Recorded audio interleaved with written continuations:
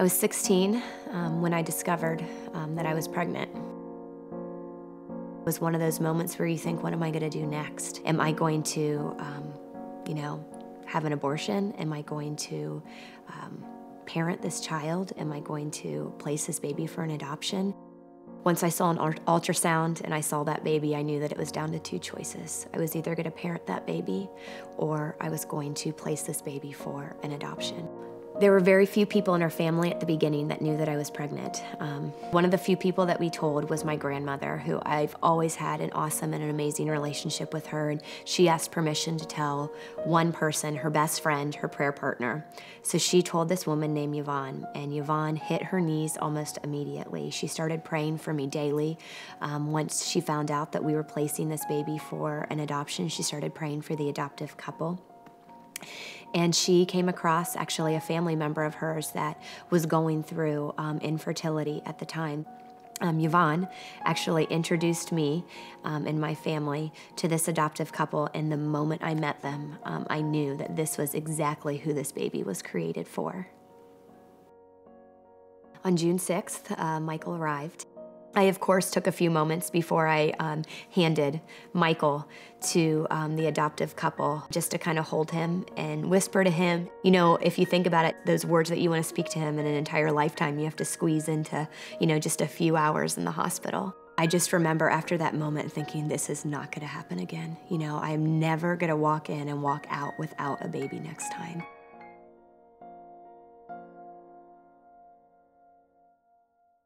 Life kind of did go on, as a teenager's life should go on after that, Sam and I started actually dating very seriously and very seriously quite quickly. So we decided to go to college together, and after the freshman year, I knew that Jen was the one for me.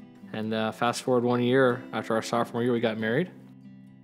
Even then, I think we started to dream about what a family could look like for us. And I thought it was just really easy. You just decide you want to have a family, and then you have a family. And we certainly found out that it is not that easy for everybody. And we were the exception to the rule. And we faced a lot of struggles.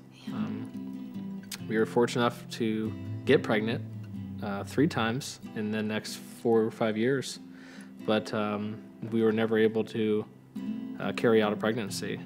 The third time that we miscarried, we sat down and both of us all of a sudden felt this urgency that we had never felt before, that now is the time to get this paperwork ready. Now it is time to start pursuing, adoption. And we had never felt that at the same time. Then we kind of decided, well, how is this gonna work? I mean, what do we do next? And I remember, God's so good, I woke up one morning and I said, Jen, I don't know if it was a dream or what last night, but I felt like we need to call Yvonne. I don't know why, I just think God put this in my heart that we should do this. And so she said, all right, I'll do it.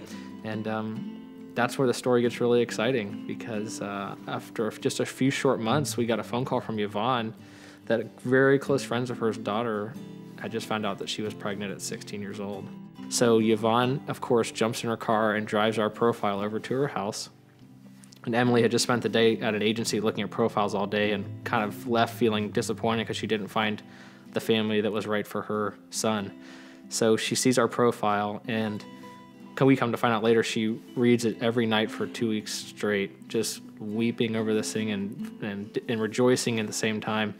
And eventually we got a phone call from Emily that said, I would like to do an adoption, and I would like for you guys to be the adoptive couple. I wanted to take the opportunity to reach out to the birth father, who lived in Colorado and wasn't anywhere even near us. It wasn't really easy to go visit him. And he was really unsure if adoption was the right way to go. Yeah. And so there became, conflict. Our attorneys that were working on this had told us at this point, you really need to walk away from the situation. There's just entirely too much risk here. This birth father has lots of power. If he doesn't want to sign the paperwork, it's going to create a lot of trouble for you, and you're not going to get this baby. And we just prayed about it, and then we just shared with him our faith. We just shared with the attorney straight up that God told us that we were supposed to raise this son, which means he'll find a way to make it happen. So we got with Emily's father, and Jen and I got on planes and flew out to Denver, Colorado. we got out there and went to dinner, and the birth father came with his mother and Emily's father and Jen and I. So there's 5 of us around a table. And he shared all the good reasons why he was not going to do an adoption. At the end of the meal, although he was very hesitant, he did agree to meet us for breakfast the next morning.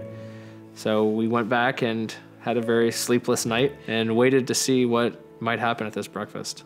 We sat down at breakfast, and out of nowhere, Colton pulls out this gift bag, and he said that he had a gift for me. So I get the gift bag, and I take the tissue paper out, and inside the gift bag is the signed papers that we need to take home with us so that we could adopt this baby boy. And as I dug a bit further through my tears, into this gift bag, I realized that he had also given us this precious blue baby blanket, that this baby blanket had been his father's blanket, was passed down to him, and he wanted to pass it down to his son.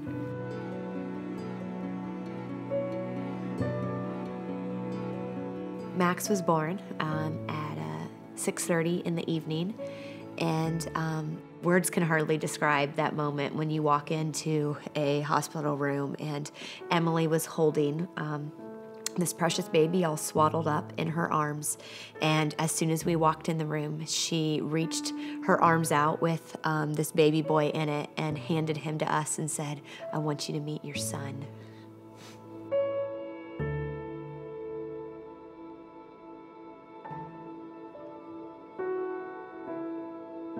Our miracle is Max.